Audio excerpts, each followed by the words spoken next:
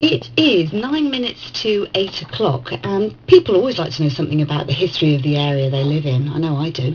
And the residents of Stapleton have put on a living history exhibition. There's a collection of local photographs, classes from local schools, local street parties, and football teams as well. I'm very pleased to say the organiser, Viv Robertson, and her right-hand man, Malcolm Collier, joins me in the studio. Good morning to you. Good morning. I said you're both organising it, and you were very swift to say, Malcolm, it's Viv's.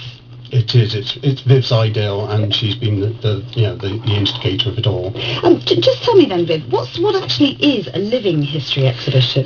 Well, the idea is that it's different from just an exhibition that you put things in, that actually people can come in and they can add to it at any time, and they can put their own memories, and we're trying to encourage people to write up anything that they remember about life in Stapleton, because lots of people have lived in Stapleton all of their life, and so we're beginning to get some of those things coming in. It always amazes me how people don't think that their bit of history, their knowledge, their experience is important, and yet it's so important, isn't it? Yes, it is, and there's all sorts of odd stories that people can tell you about things. That we had a chap in yesterday who fell into the quarry. It used to be in Snuff Mills car park. I was trying to get him to write up what happened to him, that sort of thing. It's little things like that that really build a picture of the area, doesn't it? Yes. What have you heard some of the tales as well, Malcolm? Oh yes.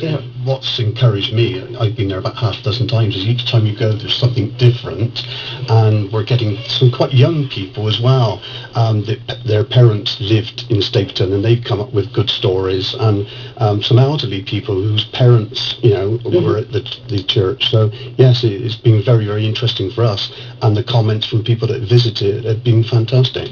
What's the sort of the general history of Stapleton? What's the sort of the Stapleton is a very interesting and ancient place, which perhaps people don't realise because it's a Saxon name, and there certainly was a Roman crossing over the River Frome, where there's now Wickham Bridge, which is the oldest bridge in Stapleton, and it was a very big area. It's much smaller now, but it used to stretch right down into St Werburgh's, take in all of Fish Ponds and go out to Harry Stoke. But it was always presumably outside the original city walls. Outside the original city walls, and it was on the edge of the Kingswood Forest. So there's been mining and things like that there. Do you want to say what was its industry? Mining and stonemasonry from the quarries as well, because there were quarries there, and then the mills on the Frome.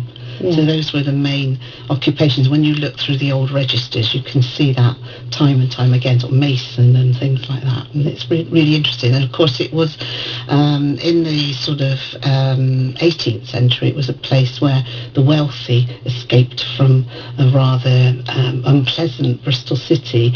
Isn't that amazing? So they went just, how many, what is it, 2 miles? Is that, isn't it? Yeah. And that was enough to escape, And that's why there's, some really quite nice houses there, and some interesting stories about really interesting people that lived in Stapleton. And in the sort of 18th and 19th century, it was full of, I think, in the 19th century, it must have been really fascinating, because there were all along the main road in Stapleton, there were all these really interesting and probably quite eccentric people living. So we got every area needs some eccentrics, don't you think? What's one of your favourites?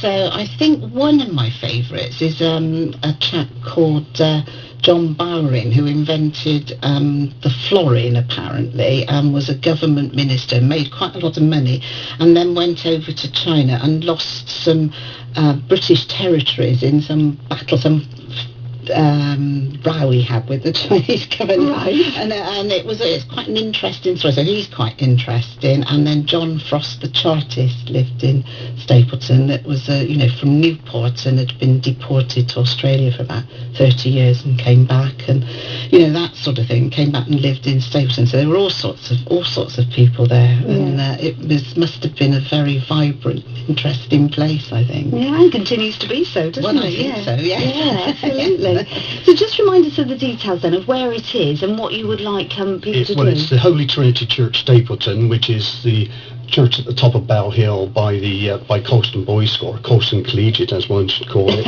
And oh yes, get it right. Yes, it started on the 19th of March and it runs to the 16th of April, and it's open daily 10 till 5 p.m. And people are very welcome to bring along any memorabilia or anything that they, including their memories. Yes, we've got lots of photos of weddings that were in Stapleton, so if anybody wants to bring us their wedding photo. Oh, that would be lovely, wouldn't it? We're trying to make, that sort of thing. So it's anything as simple as that, really. Yeah, okay. Well, listen, sounds brilliant, and thank you very much indeed for painting a really vivid picture as well of what Stapleton was like. Yeah, fantastic. Thank you very much. Nice to see you this morning.